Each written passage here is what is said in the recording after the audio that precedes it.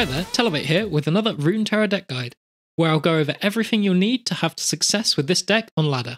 This week we're going for my take on a Grand Plaza deck, which combines the Challenger from Plaza with quick attack units, and this is a really strong synergy because it effectively turns all your quick attack units into removal units, so when you play them you can attack in, remove one of your opponent's unit, and you still get the body, which is just insane value.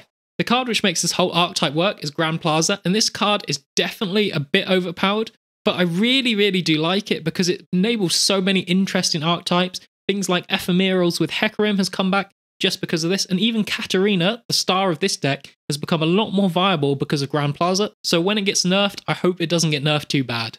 And the reason Katarina's so strong with this is because when you play her, you can use her as removal. Before you play in, your attack should go back into your hand, and she really wouldn't get any value on the board, maybe a bit of damage to your opponent's Nexus, but now that you can use the Challenger with the quick attack on her, you can use it as a great removal tool and get value, and she gives the rally effect, which is just crazy. Like, Katarina with Grand Plaza is just insane, and is definitely the best way to play this champion. In this deck, I'm just generally running strong units from Demacia and Noxus, and I've gone for keywords which synergize well with Plaza, so things like Scout on Grizzled Ranger and Great Horn Companion, and Quick Attack on Lucian, Katarina, and Senna. And generally, the game plan with this deck is to finish games quite quickly, but to help with the late game, I have also included Cyphria and Tiana, and these are just great cards to help close out the game. For the mulligan with this deck, you're mainly looking for Lucian, Plaza, House Spider, Fleet Feather Tracker, and oddly enough, Grizzled Ranger. And although Grizzled Ranger is a 4-drop, I find this card is just so strong, especially when you play them on turn 4 and you're attacking on turn 4. The value you get from this card from playing it on curve is insane, and just because of that, it's worth keeping in your hand if you have it. For situational cards, if you already have some early drops or a good hand already, I'd also keep Senna and Iron Ballista.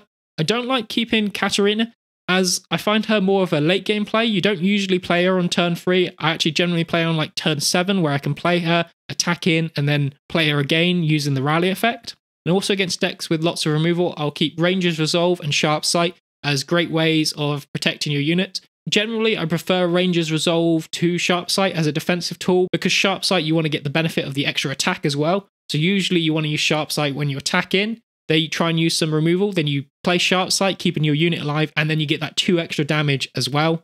Whereas Ranger's Resolve is more flexible, you can play it on a defensive turn, you always get the same value whenever you play it. Before I get onto the gameplay, I release weekly Runeterra content, so if you want useful tips to help you climb, or if you want new decks to try out, subscribe so you don't miss my next video. So for this game, we're up against an MFGP deck. This is what's been called Pirate Aggro in the past, and the main focus of his deck is to aggressively burn me down with cards which do direct damage to my Nexus. So basically in this game, he's got the more aggressive deck, so my main aim early on is to survive, but I do also have that clock of if I give him enough time, he'll just find enough direct damage cards to my Nexus to kill me off. So my main aim is to survive the early game and look to win in the mid game before he gets too many cards to burn me out. So for this hand, it's reasonable. We've got a 1-drop, which we like to see, and I also want to keep 1 Grizzled Ranger because I like the ability to play him on curve. We are attacking on odds though, which makes Grizzled Ranger less good because he wouldn't be able to attack until turn 5, but I still think he's worth keeping. And we get Sharp Sight and another centre back, so it's not a great hand. What we really want to see is Grand Plaza. And this deck is somewhat reliant on Grand Plaza. Turn 1, we just play Fleet Feather Tracker. There's not much else we can do. He plays Precious Pet. We definitely attack in here because we're happy if we get 2 damage, and we're also happy if he trades because the Fleet Feather Tracker can't block his fearsome unit anyway. So we would be very happy if he trades in. And we get Grand Plaza, which is great. So we have Sharp Sight here. We have no other units we can play, so that 2 mana is always going to be spent on Sharp Sight. The question is, can we get better value from Sharp Sight later on? And this Sharp Sight blocks 2 damage and kills his unit, which is fairly decent, to be honest. And if we're using it later on, we probably wouldn't be blocking any damage we couldn't block anyway, because things like Fearsome wouldn't matter. All we would be doing is allowing one of our units to trade up with one of his, which is okay. But since we have Grand Plaza and Quick Attack units anyway, I think we're in fairly good position going into the late game, so using Sharp Sight here to save 2 health and kill his unit isn't too bad. And as well, at 2 mana, there's not many combat tricks to fear from his deck. A lot of his combat tricks come out at 3 mana. things like Make It Rain or Noxian Fervor.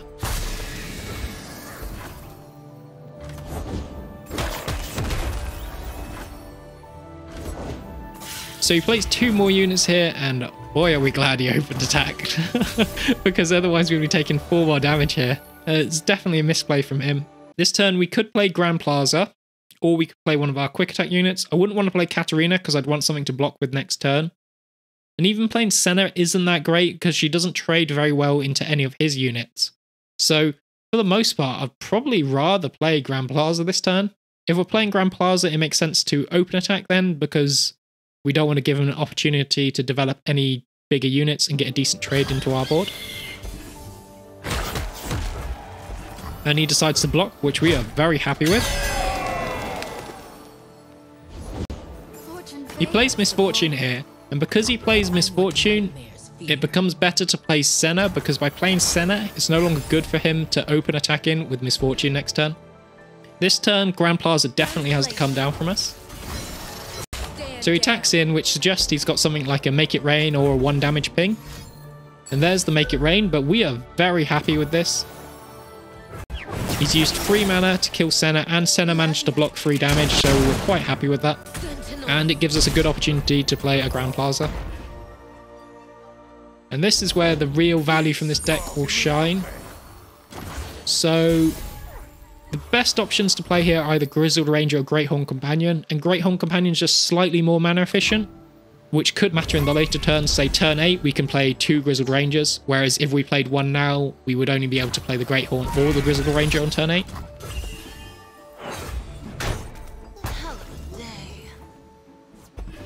Now we just get value trade. So he passes on 5 mana, which is really strange, and this should suggest to you that he's hiding something, possibly a Gangplank. So if we attack in and kill the 2-1, he'll be able to play the Gangplank. And I'd much rather he has the 2-1 on the board than the Gangplank, so it makes sense to pass here. And he attacks in with the 3-3, and because our game plan is just surviving here, I take this trade, and it's a really, really bad trade, but the most important thing is to limit how much damage we take, and we have enough strong units in our hand that keeping the 5-3 alive doesn't really matter. And with our hand here, we just develop the Cytheria to be mana efficient. If we develop the Cytheria here, we can then potentially play Grizzled Ranger and Katarina, or even double play Katarina next turn. So it gives us a lot of options. Playing Katarina here is actually really good for multiple reasons. So if we play Katarina and attack in with Cytheria, the buff from Grand Plaza plus the buff from Cytheria would give Katarina 5 attack, so we could kill Jack.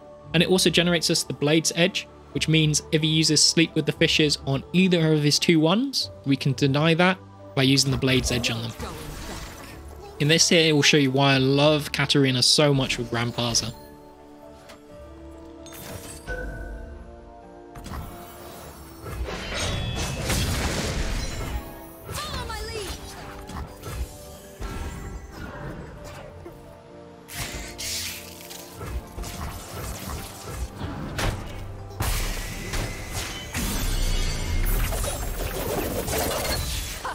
They'll never know what killed them.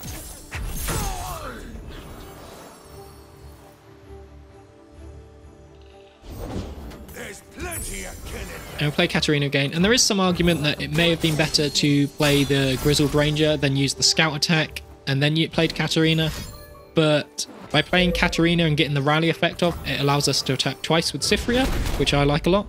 I just pre-commit the Blade's Edge here. This way, it means if he doesn't have another unit in his hand, Cytheria will deal damage directly to his Nexus. And like I mentioned at the start, one thing that is important to notice is he still managed to do 10 damage to me despite me blocking most of his attacks. There's a lot of cards in his deck which can do direct damage to my Nexus, so I need to make sure I do enough damage to his Nexus to kill him before he kills me.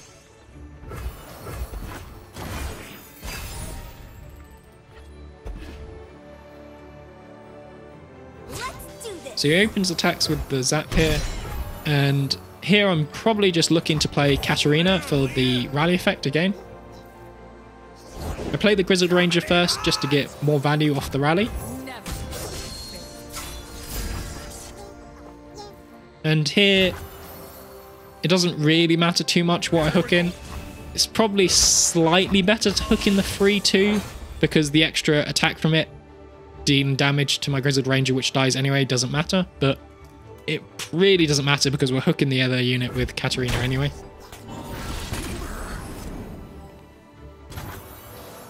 And actually, he doesn't have another unit to play, so here we have the lethal play. If we hook with the Badger Bear, Katarina's attack is going to be buffed up to 6 with Cyphria, and that should be GG. So this game really shows you how this deck's supposed to work. You get Grand Plaza down, then you get lots of value from your scout effects and your quick attack effects, and then you can use Katarina's multiple rallies combined with a card like Cyphria who buffs up all the units to help you close out games. And I definitely recommend you try this deck out on ladder. It's fairly simple to pilot, but really, really fun. So hopefully you found this deck guide useful. If you did, please consider subscribing. I'm putting out weekly Runeterra content, usually in the form of deck guides like this, but I also try and bring out a beginner's friendly guide every month or so. So if you're an advanced player, you can check out all the different decks I put together, or if you're just starting out, check out all my beginner's guides. Until next time, thanks for watching and have a good day.